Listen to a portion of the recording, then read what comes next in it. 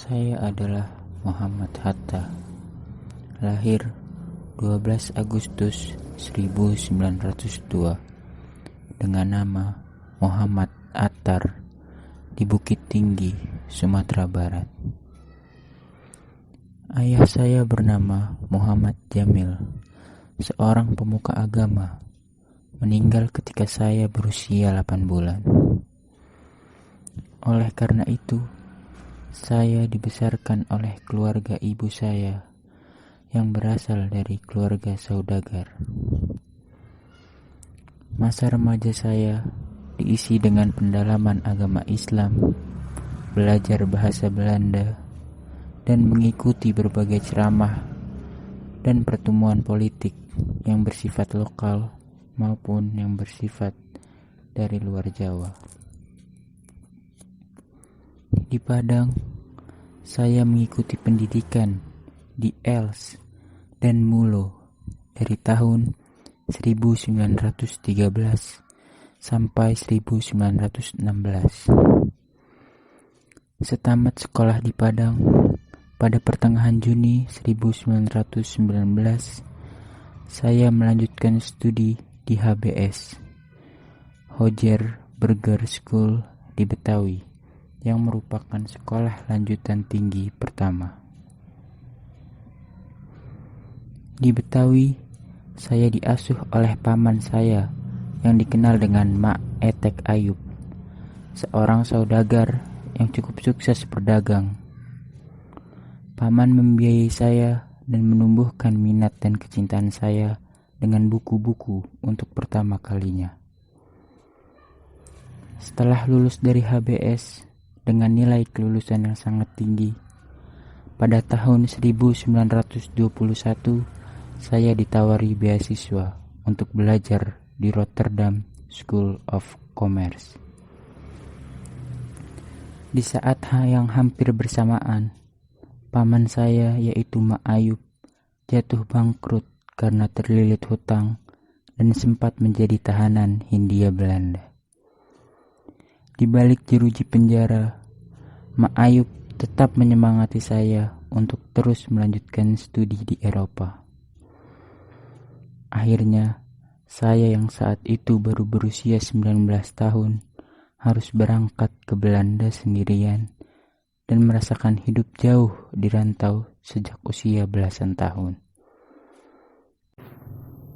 Masa studi saya di Belanda ini menjadi awal mula dari perkembangan intelektual yang sangat pesat, sekaligus membuka mata saya untuk memenuhi panggilan diri dalam memperjuangkan hak kemerdekaan Hindia Belanda. Menjadi anak rantau di Eropa membuat mata saya terbuka akan kemajuan peradaban, modernitas, perkembangan ilmu terbaru, serta perpolitikan dunia yang sedang berkecamuk pasca Perang Dunia I dan revolusi di Rusia.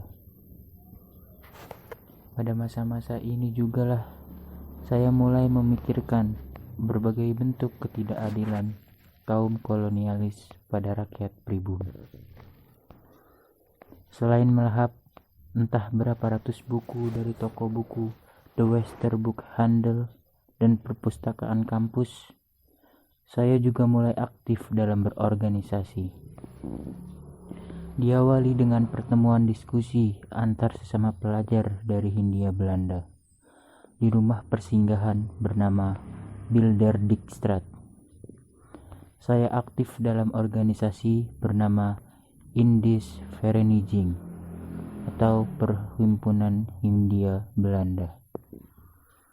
Dinamika diskusi dalam organisasi tersebut, saya bersama dengan Cipto Mangunkusumo, Ki Hajar Dewantara, Sukiman Wirjosanjoyo, dan kawan-kawan memutuskan untuk melakukan sesuatu yang cukup radikal pada masanya, yaitu mengubah nama organisasi mereka dari Indisch Vereniging menjadi Indonesisch Vereniging, yang kemudian berubah menjadi Perhimpunan Indonesia.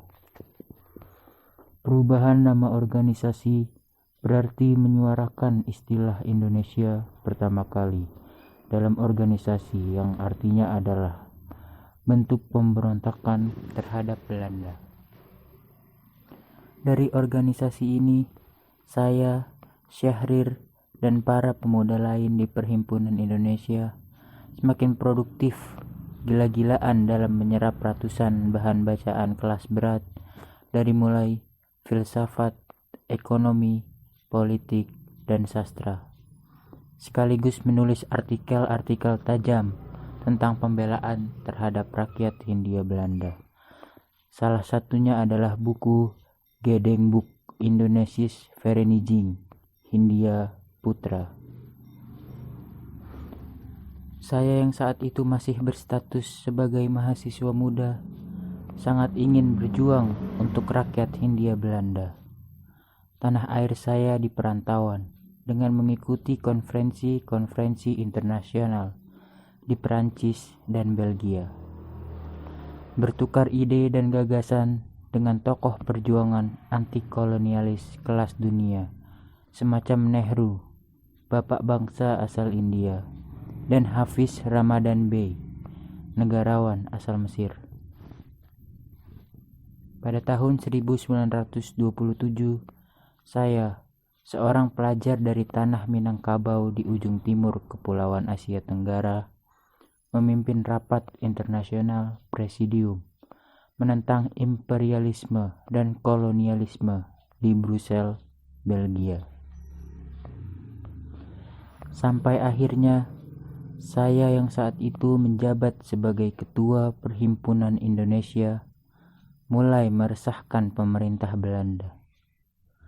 Akhirnya saya ditangkap dan dipenjara di Kasiusstrat bersama Nazir Pamuncak, Ali Sostro Amijoyo, dan Abdul Majid Joyo Diningrat. Dalam masa peradilan, saya membuat pembelaan yang dikenal dengan Indonesia Vrij atau Indonesia Merdeka. Di waktu yang hampir bersamaan, Bung Karno juga menulis pembelaannya dengan judul Indonesia Menggugat. Inilah awal mula istilah Dwi Tunggal bagi Soekarno dan saya melekat, bahkan sebelum kami bertemu. Setelah hampir 6 bulan di penjara, saya dibebaskan dan melanjutkan kuliah hingga lulus dengan gelar Dr. Andes pada tahun 1932. Saya kembali ke tanah air 20 Juli 1932 di umur 30 tahun dengan membawa segudang ilmu dan pengalaman, semangat perjuangan, kemampuan berbahasa Inggris, Belanda, Jerman, serta Perancis, dan membawa ribuan buku bacaan yang berjumlah 16 peti. Tapi terlepas dari semua itu, saya juga membawa pulang sebuah cita-cita yang mungkin dianggap kebanyakan orang sinting pada masa itu, yaitu memerdekakan Hindia Belanda dan mendirikan sebuah negara baru bernama Indonesia. Keseriusan saya ini ditandai oleh sumpah untuk tidak menikah sebelum bangsa Indonesia merdeka